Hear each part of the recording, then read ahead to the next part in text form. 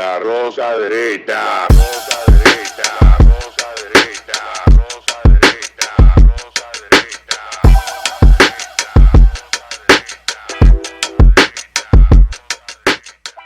Este programa contiene 3 personajes únicos y vulgares. Sus opiniones son totalmente individuales y ofensivas y debido a su Y contenido... bienvenidos a otra entrega de La Rosca Derecha. Esta semana tenemos un menú bastante atractivo para quienes todas las semanas se acercan por acá buscando problemas que vamos nosotros a discutir.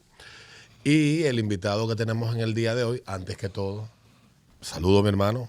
No, estoy estudiando, tú vas para Irán, para Israel, No, lo que hay una pasa- tormenta, va a pasar mal una tormenta. O sea, una semana lluviosa, con mucha Yo lluvia. tengo un flow, una vaina, y uno aquí. En Dubái está cayendo agua. Para Dubái que tú vas. Quisiera ir a Dubái, pero el presupuesto no me alcanza. Estamos igual entonces. Esta semana de mucha lluvia aquí en República Dominicana, pues tenemos a una de las mentes mejor amuebladas en los temas internacionales y que tocan directamente estos temas de forma directa o de forma indirecta. Es un exdiputado, ministro de Energía y Minas. Energía y Minas. Primer ministro de Energía y Minas, correcto. un hombre con una formación intelectual muy sólida. Maneja quizás como pocas personas temas que me parecen a mí vitales poder comprender, entender desde que soy, y que me disculpe la infidencia, desde que soy adolescente, muy joven viéndolo en televisión, tocando temas que antes no comprendía, pero desde que luego que me hice un adulto y me fui edificando en ellos, dije, carajo, pero este hombre tiene tiempo diciendo esto y nosotros haciéndonos los suecos. Y por ello coincidimos, por esta reflexión y coincidimos hace unos días en un lugar, en una conversación, le extendimos la invitación y le dijimos, queremos que, aunque sea por encimita, podamos ir introduciendo nuevamente esta conversación a la audiencia que sigue cada semana La Rosca Derecha. Le damos la bienvenida cordial aquí a este programa a Pelegrín Castillo, a don Pelegrín Castillo. Al doctor Pelegrín Castillo. Pelegrín Horacio No sé, Castillo. a veces la gente no le gusta que le pongan título antes de... No, a ese se le puede decir Por doctor. el trato de don, sí, siempre se le da. Bienvenido. ¿Cómo está, Pelegrín? Muy contento de encontrarme aquí. Muchas gracias, Tuvimos- Pedro, por la invitación. Siempre. A La Rosca Derecha, a hablar de tantos temas importantes, con tantas implicaciones. Y estoy a la entera disposición de ustedes. Muchas No, gracias. No, de el día- lluvia de agua aquí a lluvia de misiles en el Medio Oriente. En Medio Oriente. Y ese día que estábamos conversando, hace unas cuantas semanas, tocamos todos los temas o todos los que se pudieron, pero sobre la conversación, por debajo de la conversación subyacía la inquietante de qué es lo que motiva todo este movimiento que estamos viendo, como esta dilución de las identidades en muchos países de Europa, pero también estas confrontaciones que no terminan en Medio Oriente, y cuando nos vamos a Estados Unidos, uno se encuentra en una sociedad completamente erosionada, en cierto sentido fragmentada. Sí. Y cuando venimos a República Dominicana vemos como también está sucediendo lo mismo. Miras a Chile, también está tomando mucha forma esto de los identitarismos, Sí. al punto de que la constitución que fracasó declaraba a Chile un estado plurinacional, que eso es una cuestión complicadísima y no sé cómo se meten los países en esos temas. Y yo le preguntaba eso, ¿qué es lo que motiva todo eso? Y don Pelegrín pues me dio una explicación más o menos que me dejó con más inquietud, Más preguntas que respuestas. Con más preguntas que respuestas. Bueno, la realidad es que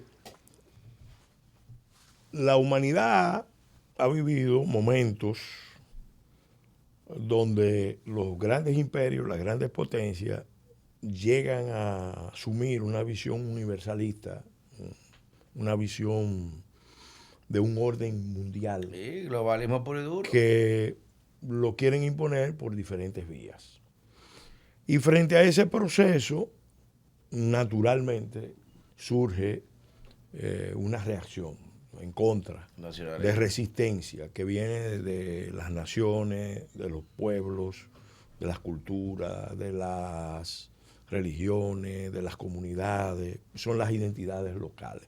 Lo que Octavio Paz llamaba en un ensayo que yo recomiendo mucho, que leí hace mucho, se llama Tiempo Nublado.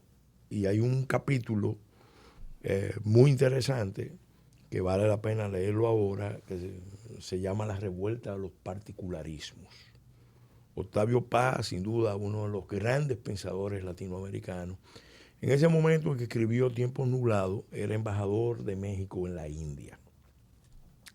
Y él, en La revuelta de los particularismos, hizo una buena interpretación de la revolución de los ayatolas. Para él era algo que llamaba la atención, que en el siglo XX surgiera una revolución basada en una ideología del siglo VII, teocrática, pero medularmente antioccidental, medularmente contraria al capitalismo, contraria a los Estados Unidos, que definían como el gran Satán. Eso pasó 78, 79. ¿Qué había pasado? Bueno, el Shah de Irán, después de la Segunda Guerra Mundial. La gente sepa que estaba el gobierno que estaba antes de la revolución de los ayatolás, la revolución iraní, y que Irán tenía uno de los países en Medio Oriente con mayor desarrollo, claro, mayores libertades incluso en el contexto de muchos países islámicos, al punto de que, y hay que entender también, Irán es una civilización antiquísima, de los persas, con una identidad muy fuerte, y tenía un desarrollo prácticamente mayor que de todos sus países de la región, hasta que efectivamente llega esta teocracia del tema de los ayatolas. Sí, el Mohammad Reza Pahlavi, cuando toma el poder, se convierte en la zona en el gran aliado de Occidente y de los Estados Unidos. Correcto. Y entendía que la manera de vencer lo que él veía como el atraso secular de Irán era la de impulsar una revolución. Frente a la revolución comunista, él planteaba la revolución blanca, que era un conjunto de reformas que trató de imponer, pero con una visión autoritaria muy fuerte, entre ellos el tema de la reforma agraria, la educación occidentalizada. Occidentalizada, correcto. Y hubo un punto que quizás fue el que detonó, creó las condiciones para la revolución de los ayatolas, que fue la decisión de modernizar la economía, eliminando una estructura que era medular en la realidad de Irán, que era la estructura del bazar, de la cual dependía la iglesia chiita. A diferencia de lo que sucede con la fe musulmana sunita, en el chiismo hay una jerarquía. Sí, es una jerarquía centrada, jerárquica. Correctamente. Que no se da en el... Los sunitas casi siempre tienen son un consejo muy vertical, muy extendidos, con muchas autoridades religiosas. En este caso no. Hay una sola, sí. Había un imán, un ayatolá superior, un conjunto de ayatolás, luego estaba la estructura de los mulats, y la existencia de esa iglesia dependía mucho del bazar. O sea, que tú quitarle la economía del bazar. Al quitarle la economía del bazar, la iglesia. Estaba destruyendo las bases de la iglesia chiita. Y ellos se sumaron al movimiento en contra de la resistencia del Shah, que venía desde los tiempos de Mossadegh, porque el Shah estaba, la familia real existía, pero Mossadegh, que toma el poder a finales de los 40, principios de los 50, es derrocado por un movimiento que involucró a muchos actores, incluidos los ayatolás. Hay quienes dicen, magnifican el papel que jugó la CIA y el MI6 en el derrocamiento de Mossadegh. Realmente jugaron un papel importante. Magnificaron, estaban ahí. Para implantar el régimen de la familia Pahlavi. Y el Shah estaba empujando eso. Eso creó las condiciones para que se produjera esa revolución. Obviamente, eso no se entiende sin la desconexión que tenía Estados Unidos con lo que estaba pasando ahí. Porque Estados Unidos acababa de salir de la guerra de Vietnam. Acababa de salir muy mal parado, sí, con muchos problemas interagencia, porque se consideraba que... Eso fue una derrota terrible realmente. Que fue una derrota tremenda, que habían perdido buena parte de Asia con aquella teoría del dominó. Y, por ejemplo, agencias como la CIA estaban a la defensiva. Y la prueba era que los norteamericanos desconocían que el Chad estaba enfermo. Eso lo refiere Kissinger en sus memorias, que el Chad tenía cáncer. En cambio, los servicios franceses... Sí lo sabían. Sí lo sabían porque los médicos que atendían eran franceses. Oigan cómo se maneja el Estado, señores, la inteligencia del Estado. Y los franceses no compartieron esa información con los norteamericanos, claro, porque el ayatollah Khomeini, que fue el gran líder del proceso, después de un largo periodo de estar ahí en la zona de Homs, terminó en París. Y es desde París que él va dirigiendo el movimiento revolucionario para... Él llega en un avión de Air France. Para sacar al Chad, pero coincide también con una línea de rectificación de la administración Carter, que viene después de un periodo de apoyo a los dictadores.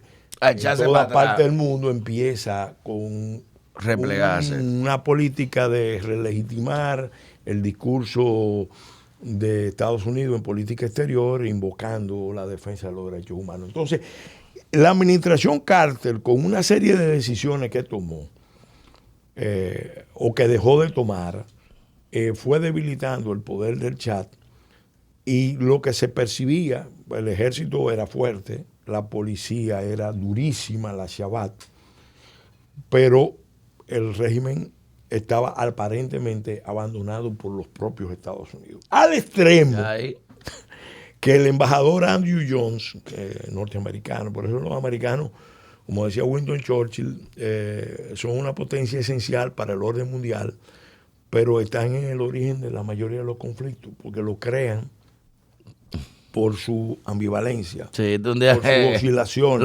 Te pongo y te quito. Gaddafi, Hussein. Andrew Jones decía que el ayatollah Khomeini era el prototipo de la humanidad que debía imperar en esa zona de Medio Oriente, y auspiciaron entonces el retorno, la toma del poder, y resulta que era el enemigo número uno de los Estados Unidos. El mismo cálculo de Cuba. Entonces, lo mismo que pasó con Cuba. Entonces, ¿qué pasa? Cuando toman el poder los ayatolás, vienen con una línea radical en contra de Occidente, en contra de lo que era, porque el Shah lo que quería era occidentalizar a Irán, llevarlo rápidamente al mundo occidental, y eso obviamente chocaba con los valores milenarios, con los valores muy enraizados de esa cultura. Entonces, Octavio Paz destaca que ese proceso de Occidente, estoy hablando principio de la década de los 80, esa visión de Occidente, de que ellos podían llevar, que el modelo bueno era occidentalizarse, que tenían siglos en eso, llevando los valores occidentales al mundo, que ese proceso era algo que estaba en el origen de lo que él llamaba la revuelta de los particularismos. Y él hizo el vaticinio en ese momento, que la humanidad iba a vivir en las próximas décadas un movimiento de resistencia de los particularismos a la tendencia de uniformizar el mundo entero con los modelos de Occidente, para el consumismo, para el hedonismo, para la cultura abierta y todo eso. Y resulta que él advertía con razón. Y se vio ahí, y fíjate la importancia de eso, que desde esa misma época empieza Irán a desafiar a Estados Unidos, no solamente con la toma de la embajada, que le tomaron los diplomático, se habían agentes. sino que empezó a alentar todos los movimientos, incluso en el mundo sunita, todos los movimientos dispuestos a enfrentar a Occidente, dispuestos a enfrentar a los Estados Unidos particularmente y a Europa.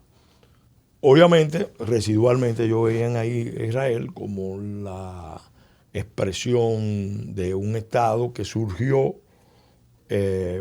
por una imposición de Occidente en la cultura islámica.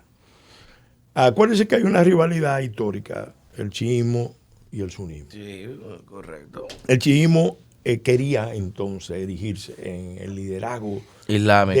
del verdadero Islam. Sí.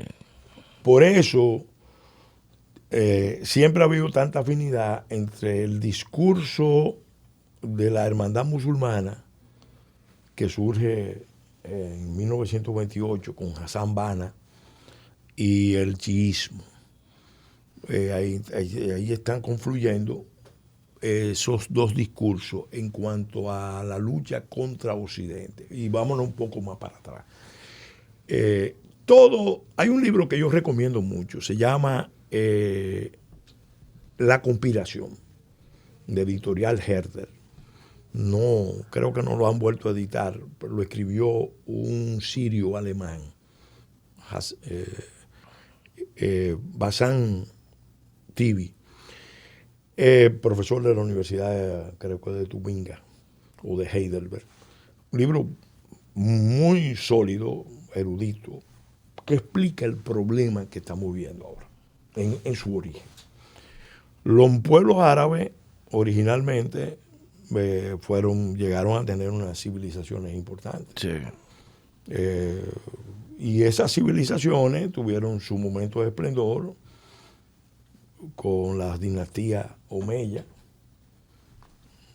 la dinastía Abasida, luego en el oeste del Mediterráneo, con todo el Andaluz. O sea, ellos llegaron a tener ese momento de esplendor. Cuando caen bajo el dominio de una civilización islámica no árabe, que son los otomanos. Los otomanos que se fueron posicionando desde la Anatolia a toda Turquía y luego se regaron a la zona y se convirtieron en el imperio por varios siglos. Estoy hablando probablemente 7, 8 siglos de dominio otomano sobre los pueblos árabes. Los pueblos árabes, bueno, como les respetaban su religión, para los árabes musulmanes lo importante no es la nación, no es el Estado. No es la religión. Eso es el resultado de un proceso occidental, es un producto de Occidente. Sí, es nación. Para los musulmanes, lo importante, la forma superior es la umma arabilla y la umma islamilla. La umma es la comunidad de los fieles creyentes.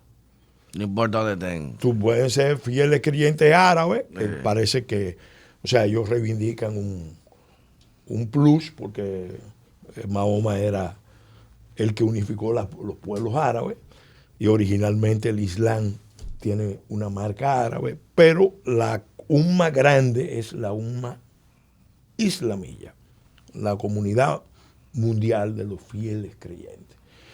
Eso está por arriba del individuo, por arriba de las comunidades, por arriba del Estado.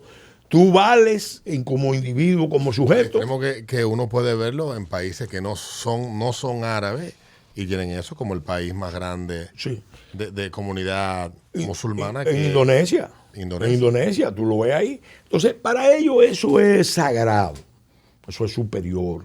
¿Qué pasa? En medio de la guerra, cuando los occidentales empiezan a pelear en los imperios centrales con los aliados, se empieza a enfocar la lucha en el tema de Medio Oriente. Y y Turquía se consideraba como parte del proceso porque Turquía tenía una presencia todavía en Europa. Y entonces uno de los objetivos de las potencias occidentales era apoderarse de parte de Turquía, del imperio otomano, musulmán. Y en ese proceso, cuando la guerra entra a una etapa crítica, los ingleses le hacen una propuesta al jerife de la Meca de que se sume a la rebelión, organice la rebelión de los árabes con la promesa de que le iban a dar a los pueblos árabes la posibilidad del renacimiento del califato, que viniera un renacimiento de la civilización árabe en el formato de un gran estado. Un califa. En Turquía lo que imperaba era el sultanato. Bueno, esta gente quería el califato, eso fue la promesa. ¿Qué pasa? En el desarrollo de los eventos, los franceses... Los arquitectos de eso fueron los ingleses. Los ingleses le hacen esa propuesta a los árabes, las tribus árabes lo asumen y se suman a la rebelión, pero en el proceso los franceses convencen a los ingleses de que es un error. No, que había que dividir, espérate. Entregarle esta gente junta. a esta gente un estado y viene el acuerdo Sykes-Picot. Sykes-Picot. Entonces el acuerdo Sykes-Picot Vamos a dividir, es un acuerdo secreto. Sí, era secreto. Cuando termina la guerra, entonces sale a relucir de que no le van a cumplir lo que le prometieron. Estamos hablando de la Primera Guerra. La Primera Guerra Mundial. Entonces, donde terminan dividiendo. Entonces reparten Medio Oriente. Les reconocen a algunas tribus, a algunos liderazgos, la posibilidad de constituirse Estado, empezando por Arabia Saudita, Irak mismo, y Jordania, en parte porque el rey Abdullah lo reconocen, pero al mismo tiempo, lo que es la Gran Siria y Palestina quedan bajo mandato inglés. Sí. Bajo mandato inglés, uno, y bajo mandato francés. La Gran Siria era bajo mandato francés. Ahí viene el sentimiento, es lo que explica Basantivi, el sentimiento de que conspiraron contra el mundo árabe, de que lo traicionaron, de que no le cumplieron, de que los occidentales son falsos, son falsos, sí. Y que lo dividieron para someterlos. Claro. Entonces, fíjate que incluso una de las principales reivindicaciones que hace el Estado Islámico, ISIS, cuando logra la toma de Siria e Irak, es destruir o borrar la frontera. La frontera, ¿no? Diciendo que volvemos al califato. Al califato prometido. Prometido, ¿no? Porque y borran el Sykes-Picot para eso. Ese sueño de renacimiento de una civilización, que estaban luchando las civilizaciones, no solamente los estados nacionales.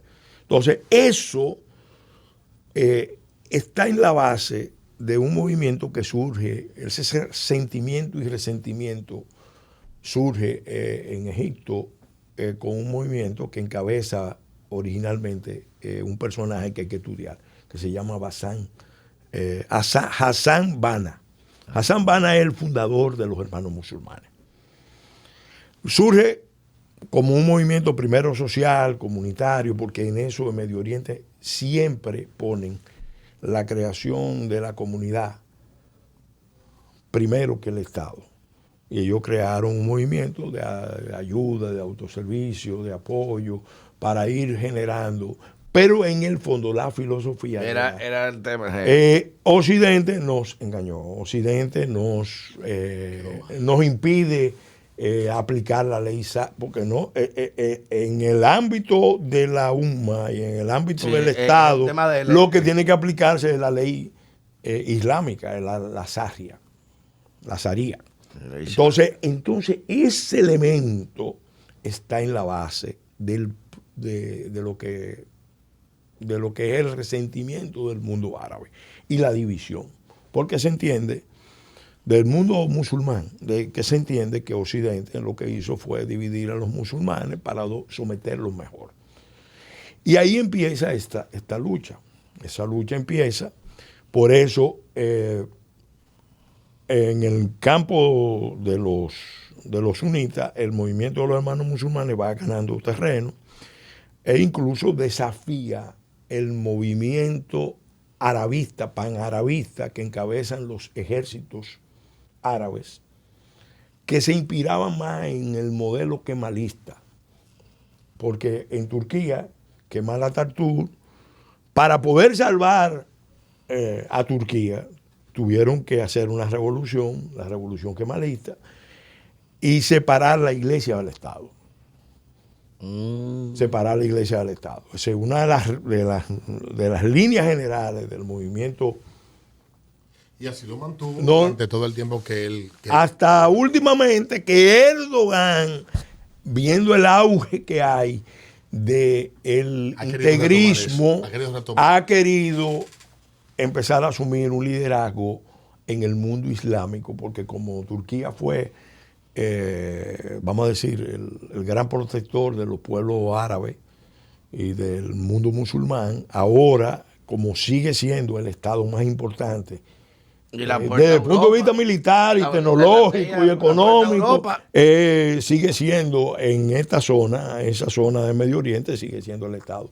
Entonces, pero en el fondo, el movimiento de los hermanos musulmanes siempre fue un movimiento de resistencia, incluso contra el panarabismo secular de los militares que crearon la República Árabe Unida, y estaban básicamente encabezados por Nasser y por el padre de Bashar al-Assad, Hafez al-Assad. Esos eran los líderes del movimiento que querían el renacimiento panárabe, pero sin el compromiso religioso. En el tema religioso, claro. Los hermanos musulmanes, por ejemplo, mataron al primer ministro del rey Farouk de Egipto. Los hermanos musulmanes intentaron varias veces matar al presidente Nasser, al raíz, el gran líder del nacionalismo árabe, el que nacionalizó el canal de Suez. Que eso fue, vamos a decir, lo que le dio la mayor... el mayor empuje.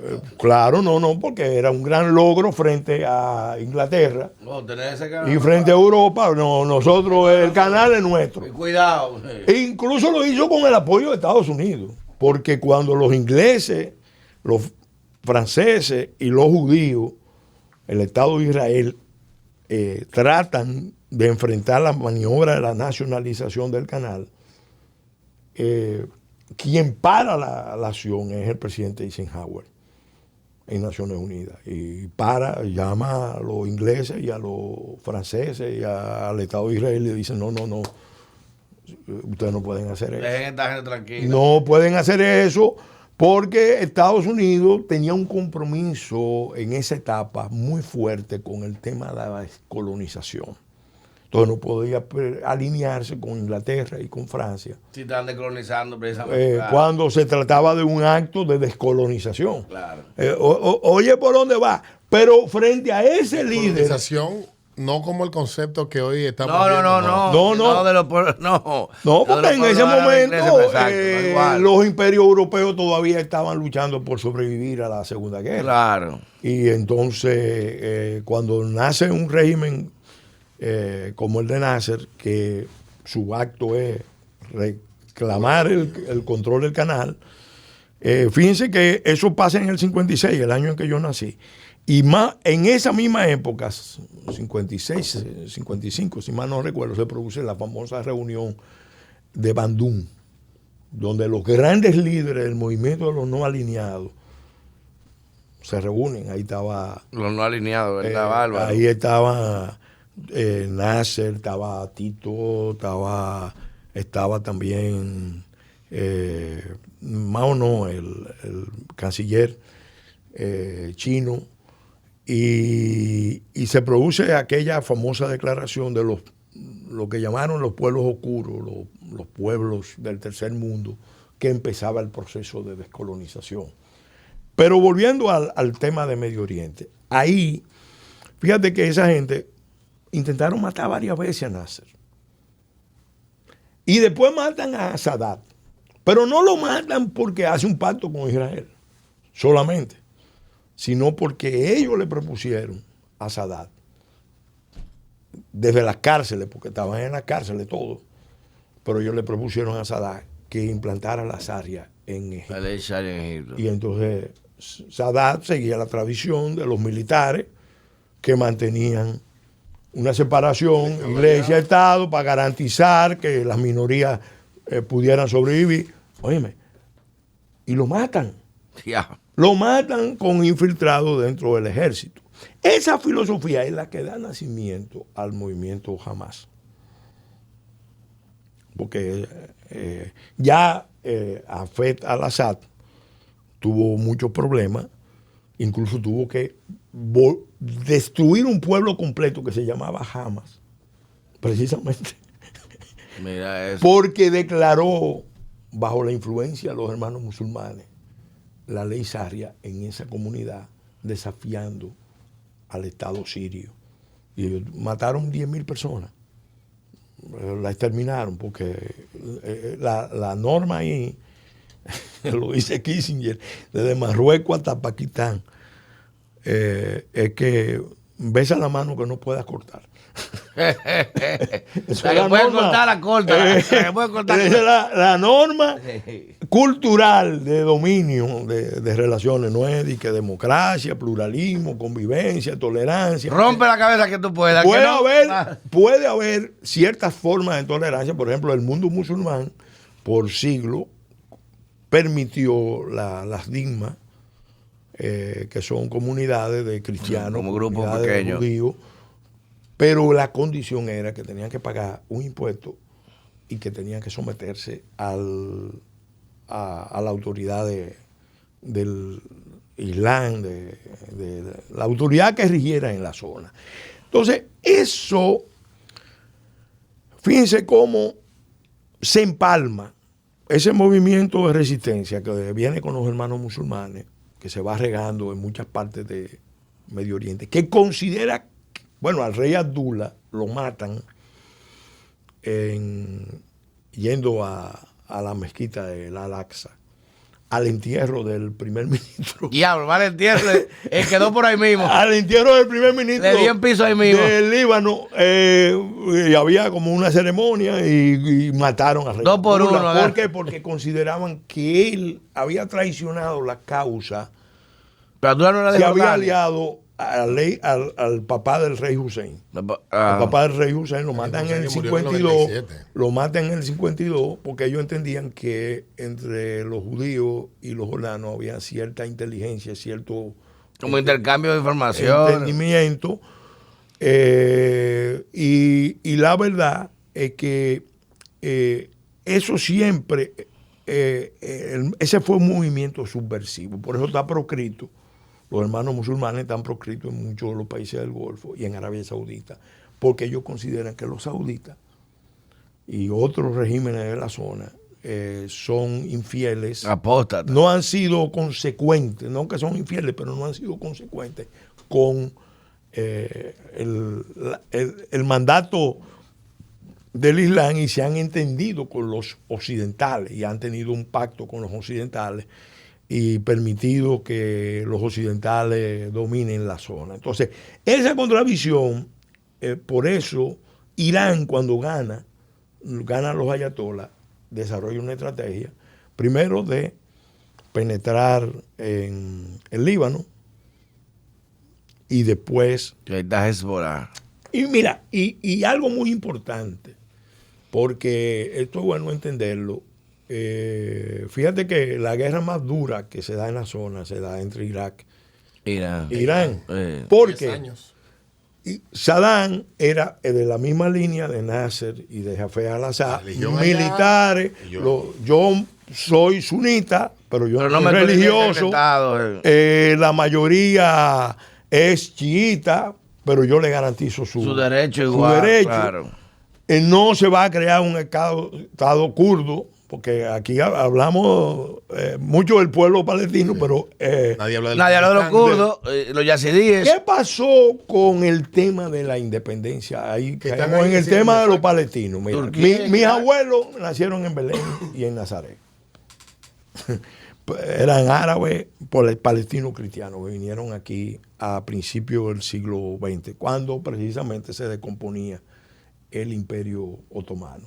Y ahí en esa descomposición los cristianos, ¿Qué viaje tiene esa gente? no, para los acá? cristianos empezaron A salir con él, claro. a salir porque Te van a romper la cabeza. en esa descomposición empezaron a salir y vinieron a América. No tenía muy claro para dónde, A donde que iba. sea, pero a América, llévame pa' México.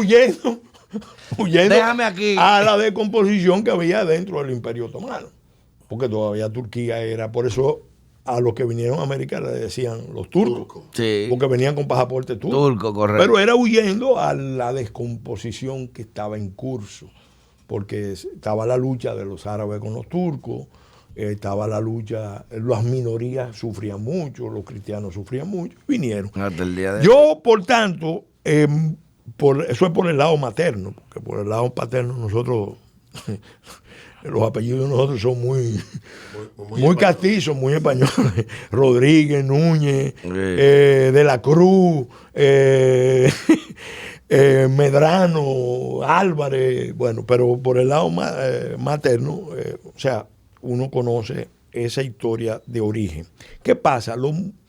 Los palestinos, cuando se produce la independencia, la partición, ahí vuelve y se reafirma la visión, que lo explica muy bien Basantivi, de que Occidente lo que hizo fue ir a dividir y que logró colocar un pueblo propiamente europeo por la cultura en Medio Oriente, porque ellos veían al pueblo judío Sí, como un pueblo europeo. como un pueblo europeo. ¿Por qué? Porque los judíos que habían tenido una diáspora de 2000 años, oye, ¿Han vivido en la parte del mundo? Para que la gente entienda, judío en todas partes, menos en donde Moisés llegó y dijo que era la tierra prometida. no, y ellos pasaron 2000 años, Dando vueltas.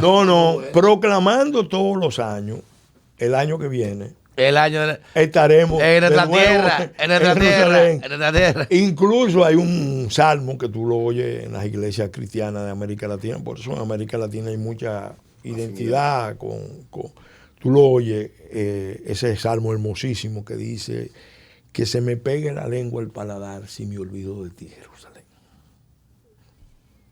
Fíjate que eso lo decían los judíos, lo recitaban los judíos y lo recitamos nosotros, los cristianos.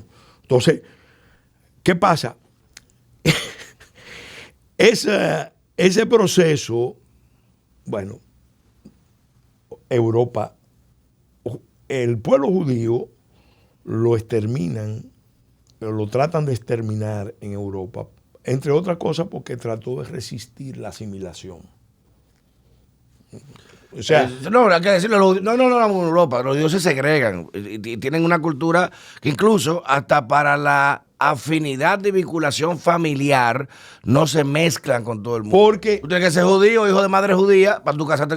No te aceptan igual para mezclar. porque ellos, como era un pueblo pequeño, un pueblo que tuvo varias historias traumáticas de persecuciones, de destierros, porque antes de la destrucción del templo hecha por Tito, también ya el templo había sido destruido otras veces y el pueblo había sido... Falta por la tercera destrucción del templo. Entonces, ¿qué pasa? El pueblo judío es un pueblo especial, sin duda. En Europa logra sobrevivir y siempre aparece el judío común y el judío de poder. Sí, pues, de poder. se conoce por poder económico. Porque era internacional. O sea, era un pueblo que, a diferencia de los otros, tenía una vocación más internacional porque había salido para la diáspora. Entonces los judíos de un punto se comunicaban con otro punto. Negocio Entonces, aquí, en un negocio momento allá. donde tenían esa condición. Y En Europa se generó un movimiento antisemita muy fuerte, especialmente, eso tenía siglos. Sí, no nomás en Alemania, eso venía de... Y pogrom, pero la guerra ayudó mucho a generar ese sentimiento antijudío. Porque, por ejemplo, los protocolos, los sabios de Sion, lo crean los servicios secretos del zar para perseguir a los judíos en el imperio, en el ámbito del imperio ruso. Pero los rusos blancos, cuando pierden, se van a Alemania, se van a Polonia. Y llevan ese sentimiento. Bárbaro, y eso va pasando los servicios de inteligencia franceses mucho antes ya lo habían incorporado. Por ejemplo, en el affaire de Dreyfus se ve claramente la reacción antisemita en contra del pueblo judío, y de ahí es que surge la idea. Óyeme, el pueblo de Israel va a sobrevivir a todos estos pogroms, a todas estas exclusiones, a todo, si tiene su propio Estado. Y como se produce el intento último de exterminarlo, que los alemanes en la fase final, porque los alemanes originalmente... La gran solución. Los alemanes estuvieron considerando varias opciones. No, entre ellos mandarlo a Madagascar. Sí, le iban a dar un territorio para que, mira, múdate para allá. Vaya para allá y sacarlo. Pero como no pudieron, entonces la solución final la gran solución fue exterminarlo. Entonces Europa se sintió, Europa y el mundo, porque creo que somos el único pueblo, los dominicanos. Porque para que tú veas con lo que son el plan de Dios, como el pueblo dominicano es el único pueblo que en el momento más oscuro de las persecuciones al pueblo de Israel, le abrió la puerta por Israel, porque empezaron desde el 33 con aquella noche de los cristales rotos que quemaron todas las tiendas de los judíos, sí, todo eso. El Judá. En el 39, con la conferencia de Vian, decidieron buscar una salida para otros pueblos. Trujillo aceptó hasta 100,000, pero parece que la autoridad judía entendía que mandar 100,000 para la República Dominicana era un peligro. No, iba a debilitar la aliá, el retorno a la tierra. Porque si venían 100,000 para acá, ¿que se envía? El plan de llevarlo a Palestina y crear el Yisud, el protoestado, iba a ser difícil después traer esa gente allá para acá. No, porque esa gente... Estamos en playa aquí en Puerto Plata, tranquilo. Entonces, ¿y quién me saca de aquí? Entonces volver a Palestina. Entonces ese proceso se da. ¿Y qué pasa? ¿Por qué es tan dramático el proceso? Porque mientras los judíos van emigrando y constituyendo un Estado, y lo van constituyendo con instituciones desde dentro, porque venían con el know-how de lo que era un Estado moderno, que lo explica muy bien Basantivi. A diferencia del mundo árabe, donde predominaba una estructura un tema comunitaria, tribal comunitaria. Claro. Por eso Basantivi dice que la mayoría de los estados árabes son estructuras tribales con banderas nacionales. Que el único verdadero estado que no tiene estructura tribal es Egipto, porque es un estado milenario de miles de años, ahí no hay tribus. Pero todas las otras son confederaciones de tribus. Con una bandera. Con una bandera que vino del proceso de partición bastante arbitrario que impusieron las potencias. Entonces, ahí Israel tenía ventajas para poder abrirse paso, entre otras cosas porque la Unión Soviética, Stalin fue el primero que le avisó a Ben Gurión. Le mandó un emisario, lo explica Larry Collins en Jerusalén. Le mandó un emisario con 2 años, 3 años de antelación. Y le dijo, en Yalta acordamos la creación del Estado judío. sea, que le avisó antes. Sí, vayan preparando. Váyanse preparando. Que ya en 2 años van a tener su estado. Ustedes van, entonces, ¿qué pasa? Esta gente empezó a prepararse para su estado y los árabes de la zona no estaban realmente preparados no estaban preparados para el estado, porque tenían siglos bajo dominio otomano o bajo mandato, varias décadas bajo mandato. O sea, que ¿para qué organizarse si ya yo sabía que...? No, que ellos no lo veían. La estructura de poder en el mundo árabe descansa mucho, es muy personalista. El jefe, El ayatolá, el imán, el califa. la batalla de Jerusalén en buena medida se pierde porque el líder del movimiento muere en una escaramuza y eso desmoraliza a todas las tropas árabes. Lo explica Larry Collins y Dominique Lapierre en Jerusalén. Eso produce una desbandada tremenda. Acéfalos ya no tenemos cabeza. Pero además, cuando se hace la partición, que ahí es que empieza el drama del pueblo palestino, porque el pueblo palestino empezó a ser instrumentalizado por todos los demás estados árabes. Ahí te voy, Pelegrín. ¿Por qué Egipto, si tiene esa responsabilidad histórica, no le abre la puerta al pueblo palestino? Mira, realmente el estado de la Todos zona, lo usan a Palestina, el pero... estado de la zona que más le ha abierto las puertas, y que propiamente es Egipto. Aquí se habla de las dos soluciones, de la solución de los dos estados. La verdad es que una posible solución a futuro podría ser, y se consideró en un tiempo, la Confederación Jordano-Palestina. Jordano-Palestina. ¿Por qué? Bueno, ahora mismo tú vas a Jordania, el 70% de la población de Jordania es palestina, con ciudadanía jordana. Pero ¿y por qué no se nos acepta entonces? la reina Rania la esposa es palestina, la esposa del... Sí, es verdad. Los hijos son mitad palestina. jordanos palestinos. Sí. ¿Y por qué no le abren la puerta? Entonces, no, ellos le abrieron la puerta, pero llegó un momento, para que tú veas lo que es eso.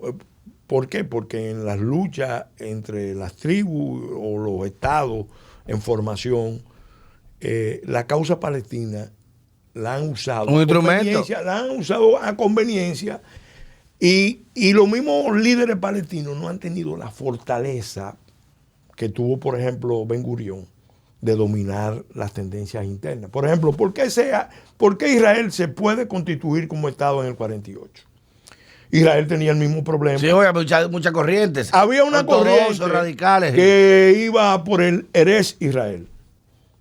Nosotros no vamos a aceptar ninguna partición. No, Israel entero de nosotros. Israel entero de nosotros, desde el Gran Río hasta el mar. Hasta el mar. ¿No? Entonces, Ben Gurión, que viene de Europa del Este, que tiene una visión clara de lo que es la política, el Estado, la nación, dice, no, nosotros aceptamos la partición. Claro. Y ningún grupo interno puede cuestionar esto. Trataron de resistir, incluso... Bueno, hasta el día de hoy hay resistencia interna. Con él tuvo que usar el poder que tenía para neutralizar esos grupos. Eso no se cuenta. El episodio más famoso fue cuando él autorizó el bombardeo del barco Altalena, que era un barco que lo traían los grupos Esther y Irgun. Eran grupos que estaban en contra, radicales. De la partición. De la partición. Y él tuvo que bombardear ese barco que venía cargado de armas para una insurrección judía en contra de la partición. Eso no se cuenta en la historia. Eso no se cuenta. Entonces, Ben Gurión ahí demuestra que, bueno, espérate, el Estado es el monopolio de la fuerza organizada. Nosotros somos los que resolvemos aquí. Y nosotros, aún en un espacio pequeño, vamos a consolidar, porque no tenemos nada. Algo mejor que nada. Venimos de un intento de exterminio que nos costó 6 millones, la SOA. Entonces, vamos a consolidarnos y como Estado. Después hablamos. Y después hablamos. Pero ¿Qué pasa? Los árabes cometieron un error. Los palestinos, el liderazgo palestino cometió un error. Y eso tenía que ver mucho con el hecho de que creyeron que Israel no iba a poder sobrevivir a los ataques combinados de los árabes. Y segundo, se equivocaron también en algo muy importante. En medio de la Segunda Guerra Mundial, el liderazgo árabe, especialmente palestino de Jerusalén, el mufti de Jerusalén, era pro-alemán. Se convirtió en un líder aliado a los alemanes, hizo trato con los alemanes, y entonces, obviamente, era cuando muy difícil. La guerra lo explota. Es muy difícil que tú busque apoyo cuando pueda. Si te dan la oportunidad de consolidar tu Estado, acéptalo. No lo aceptaron. Y entonces apostaron a la guerra. Y ahí, obviamente, cuando se desatan los escenarios de guerra, hay un derecho de guerra. Hay una partición que se hizo original del territorio. Ellos no aceptaron la partición. Vamos al mambo. No aceptaron la partición. Y Israel entonces lo que aprovechó fue. Y no es como se dice que Estados Unidos e Inglaterra constituyeron a Israel desde el principio como un Estado. Porque la verdad era que tanto el Departamento de Estado como el Foreign Office estaban divididos. Entre una corriente arabista y una corriente judía. Y entonces Israel va ganando reconocimiento y apoyo de Occidente. ¿Cuándo? Cuando demuestra que es un Estado funcional, cuando demuestra que le puede hacer servicios a esas potencias en la zona, especialmente enfrentando, porque el mundo árabe se alineó con Rusia. Y ahí está Nasser se alineó con y el eje bipolar. En la Guerra Fría, después que los Estados, que fue un error de Estados Unidos negarle a Egipto los derechos, los recursos para la construcción de la presa de Asuán. Si Estados Unidos, consecuente con lo que hizo en el 56, de evitar la guerra en contra de Egipto, hubiera apoyado vía Banco Mundial a Egipto en la construcción de la presa de Asuán, no se alineado con Rusia. No se alinea el principal estado de la zona con Rusia. Va básicamente por eso. Fue un error estratégico, pero los Estados Unidos ya estaban medio atrapados en el problema que estaba en desarrollo en la Guerra Fría, y tenía que apoyar, por ejemplo, a Francia, tenía que apoyar a Inglaterra, porque el centro de batalla principal, ¿cuál era? Europa. ¿Cómo está pasando? La partición de Alemania, la cortina de hierro. Entonces ese era el centro de batalla mayor. Y por eso Estados Unidos empieza a replegarse de todo su discurso anticolonialista. Porque él iba muy bien. Se le dio esta vaina, me toca a mí. Y los rusos también estaban demostrando que jugaban muy duro. Por ejemplo, cuando Nasser consigue que Estados Unidos para, el presidente Eisenhower para la invasión a Egipto, los rusos no titubearon, se metieron en Hungría. Sin tener. No parate, dale para allá. Y fusilaron a Nagy. A pesar de que Nagy, el líder húngaro, a puro cojones, había pedido, porque no querían otra Yugoslavia, otro Tito.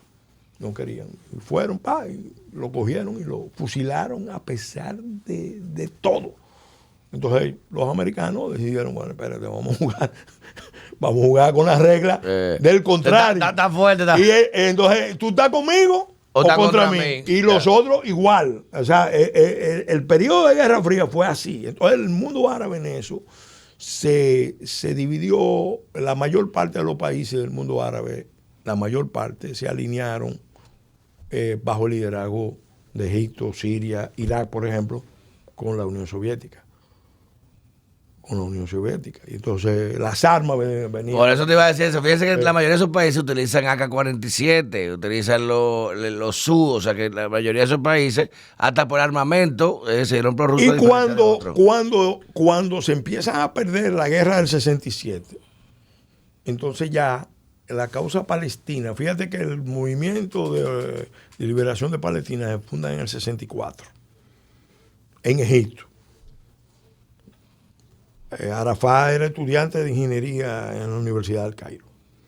Entonces, forman el movimiento, empiezan el movimiento con apoyo no solamente soviético, chino. Sí, los chinos lo apoyaron. Es más, muchos de los cuadros del movimiento de la OLP se van y se entrenan en China y reciben armas chinas. Porque ya China estaba cuestionando a los rusos también. Diablo. Espérate. Oye, espérate, méteme aquí. Es que lo que ha pasado es importante entenderlo. Entonces, el mundo, mira, a mí me consta que, porque lo hablé mucho con un amigo, que es Shlomo Ben-Ami, canciller de Israel. Conversamos mucho sobre las negociaciones con Arafat. Él era el negociador favorito de Arafat, el negociador judío favorito con los palestinos por Arafat. Y estuvieron discutiendo y dice, mira, Pellegrini, él lo ha dicho públicamente, no estoy diciendo nada privado. Realmente Israel, bajo el liderazgo de Rabin y de Ehud Barak, le dieron todo, hasta la partición de Jerusalén y el retiro de los colonos.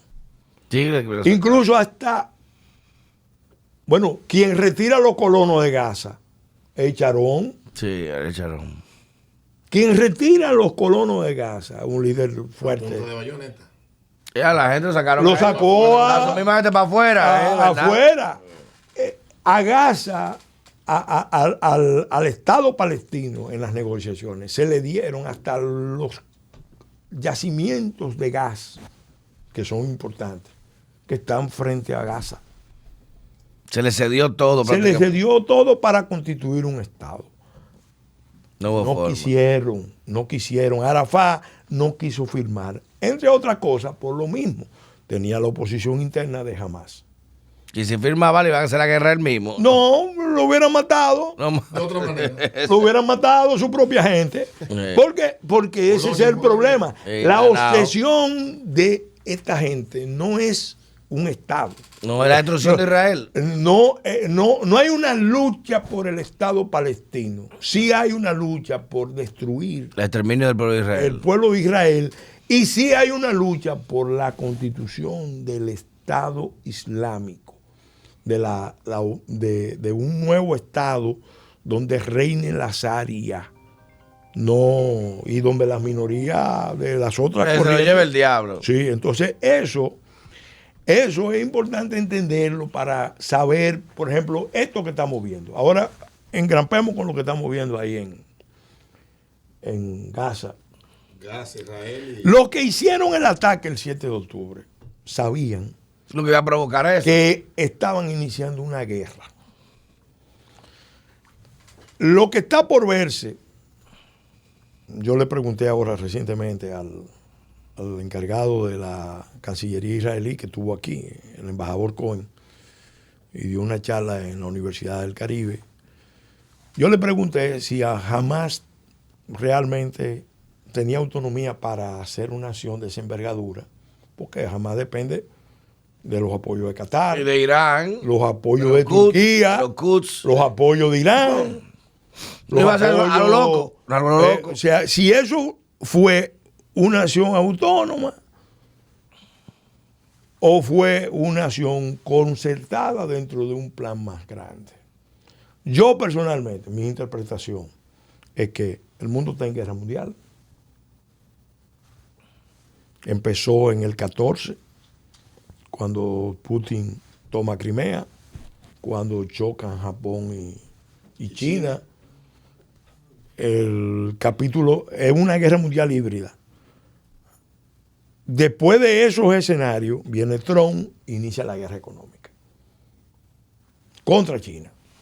Y entonces viene la estrategia del 20. Después viene el que está por verse si fue una zoonosis o fue parte de una guerra híbrida instrumentalizando, porque lo que está fuera de discusión es que se instrumentalizó. Sí, es creado, se sabe que es creado. Eso está fuera de discusión. Y después entonces del desastre de Afganistán, donde Estados Unidos sale huyendo y dando pena. Y dejando 30 billones de armamento ahí a esos dos talibanes. 85 mil millones. Con Apache, tanque Bradley, M16, municiones de alto alcance. 85 mil millones dejaron ahí en el terreno. Los talibanes volando Apache. Entonces, de ahí viene la guerra de Crimea, de Ucrania. La guerra de Ucrania tenía un objetivo muy claro. Los norteamericanos y los ingleses sobre todo, y los franceses también, querían romper el vínculo de Alemania con Rusia en materia energética. Claro, porque Alemania depende de Rusia. Porque una relación cada vez más estrecha, como se veía con el Nord Stream, que se lo explotaron. Era algo que era mucho con demasiado. O sea, esa relación de que el canciller Schröder pasara a ser el presidente del Nord Stream, eso es demasiado. Y obviamente iba a crear una masa de poder para el dominio de Euroasia, del corazón de Euroasia. Y el que domine, de acuerdo a la famosa sentencia apotegma de Mackinder, el que domine el corazón de Euroasia domina el mundo. Alemania y Rusia juntas es peligroso. Bueno, entonces rompieron la relación. Y rompieron el gasoducto. Rompieron el gasoducto, fue la muestra mayor de la estrategia. Me cortan. Entonces, ¿qué pasa? Esa guerra empezó ahí, se ha ido desarrollando, pero evidentemente los rusos y los chinos y los iraníes decidieron jugar una carta también muy, muy efectiva en la zona, que fue nada más y nada menos que la de extender el conflicto a otra zona del mundo. Vamos a llevártelo para acá. ¿Cuál es? No, espérate. La primera zona fue el Sahel. 3 golpes de Estado consecutivos. El último fue en Níger, que es estratégico por la cantidad de materiales radioactivos, uranio, plutonio, que tiene. Entonces, te lo sacan del control francés. La France-Afrique está quebrada. Y cuando iba a producirse una intervención en Níger y en Burkina Faso y en Mali, nada más y nada menos que Argelia, que está alineada con Rusia y con China, le dice: si invaden esos países, nosotros participamos en la guerra. Y eso para la acción.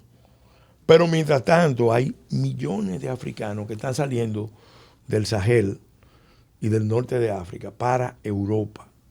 Y la mayoría, una buena parte de ellos son musulmanes. Entonces, porque eso, la guerra híbrida es mandate toda la gente para allá, que se da en todos los planos. ¿Cómo hacer duda que te abre la frontera entre todos los africanos para allá a Europa? Inmediatamente después, casi simultáneamente, estalla la guerra en Gaza. Personalmente yo creo que ahí pasó algo muy grande, porque no se supone que los sistemas de defensa de Israel... No nos han alertado de eso. La respuesta duró horas. Sí, un estado que está preparado. Entonces, ¿qué pasó? ¿Qué pasó? La CIA no le informó nadie. O quién bloqueó los sistemas. Es un tema para determinar quién podía bloquear los sistemas. El punto es que pasó lo que pasó y se desencadenó una guerra. Pero automáticamente esa guerra va ramificándose y ya llegamos a donde íbamos. Sacó la cabeza Irán. Y no, Israel dijo que hace una hora dijo el portavoz del Ministerio de Defensa que ya, a pesar de los cuestionamientos tanto de Estados Unidos como Inglaterra, de que ya no aprobaban otra acción, van a hacer una ofensiva contra Irán. Es que ahora mismo ellos están jugando la existencia. El que está en Israel, Pero ya sabe, tú dejes la vaina tú cruzas Israel, este-oeste, con un tanque T-72 en media hora. Es un misil especial. O sea, cuando tú estás hablando de un país que tiene, que no tiene esa profundidad estratégica, su estructura de defensa tiene que estar permanentemente orientada a la guerra preventiva. Pasó en el 67. En el 73 lo cogieron de sorpresa y pudieron contraatacar porque Estados Unidos se metió. Pero si no, lo hubieran desbaratado. Y ellos han podido ir avanzando en eso, pero siempre con la amenaza porque no terminan de reconocerlo. ¿Qué pasa? La política de Trump del acuerdo de los Abraham iba a aislar la causa palestina, pero además iba a aislar la política de Irán de instrumentalizar la causa palestina. Exactamente. Y obviamente a eso se suma el otro componente que no se ha analizado lo suficiente.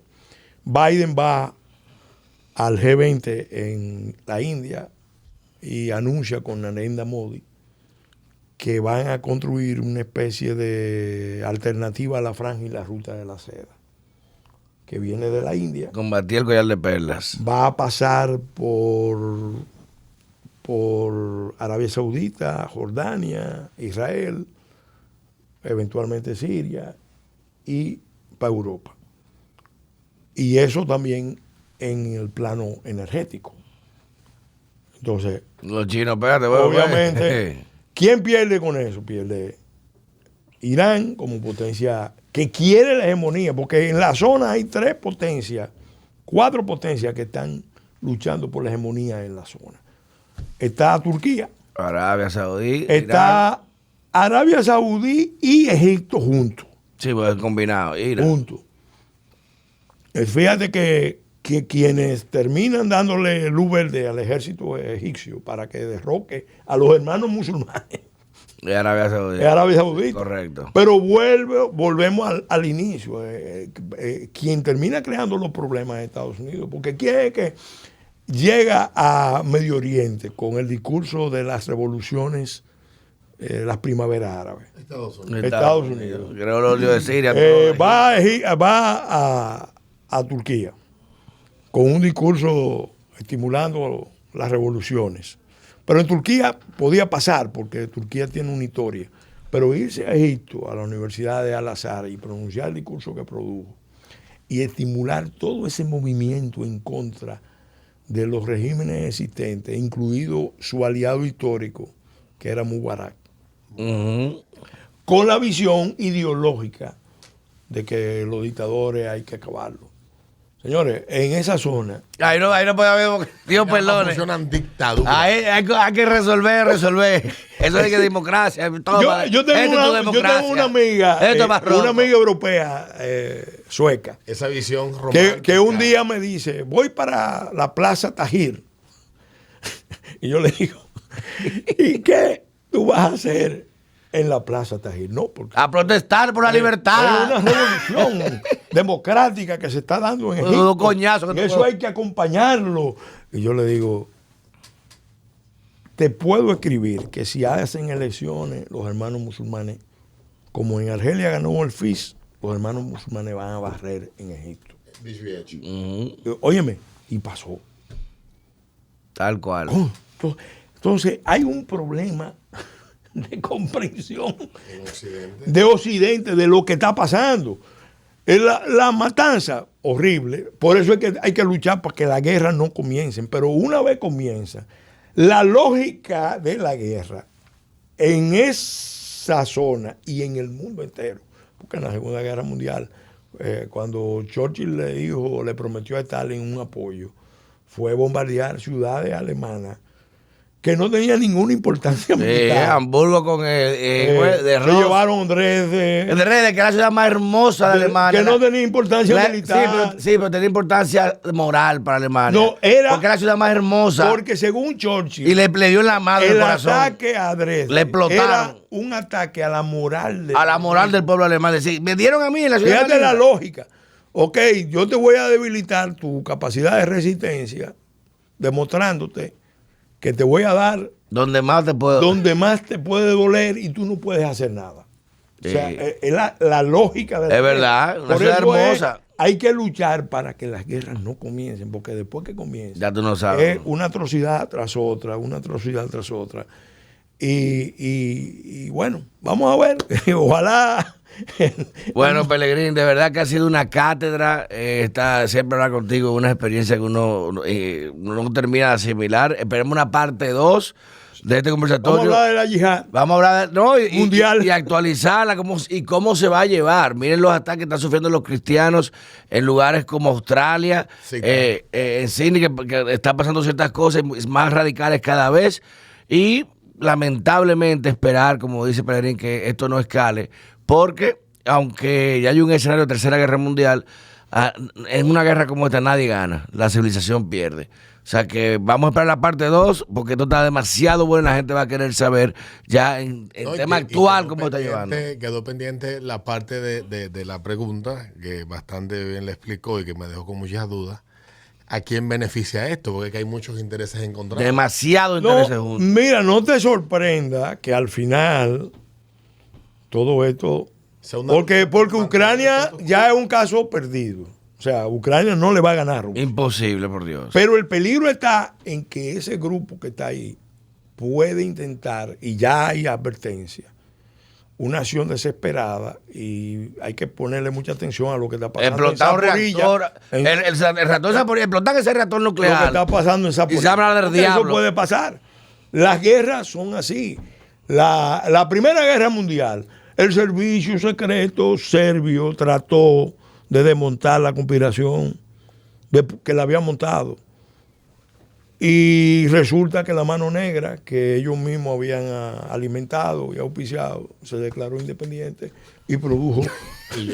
Vete pa'l carajo. Produjo el acto, mató al archiduque y a la Y a la esposa. y a Y Sofía. ahí explotó la vaina. Bueno, señores, prepárense para la próxima edición de este conversatorio con Pelegrín Castillo, quien siempre nos nutre y nos honra con su presencia y con su conocimiento, y con este tema que de verdad al día de hoy tiene a toda la humanidad con la atención puesta, y que creo que nunca antes, ni siquiera con la Guerra Fría, habíamos estado en un esquema de tensión global, que en todas las regiones del mundo ahora Cuando mismo tú analizas hay tensión, la en Guerra todas las Fría, regiones. Eran dos polos muy Sí. poderosos que se mantuvieron Bailando ahí, a raya porque todo. sabían que tienen una capacidad de destruirse uno al otro, que no había posibilidad de... Pero ahora está todo el mundo desbocado. Ahora está todo el mundo dispuesto a acabar con lo que Al sea. diablo sé que llevarnos a motos juntos. Señores, cambio y fuera.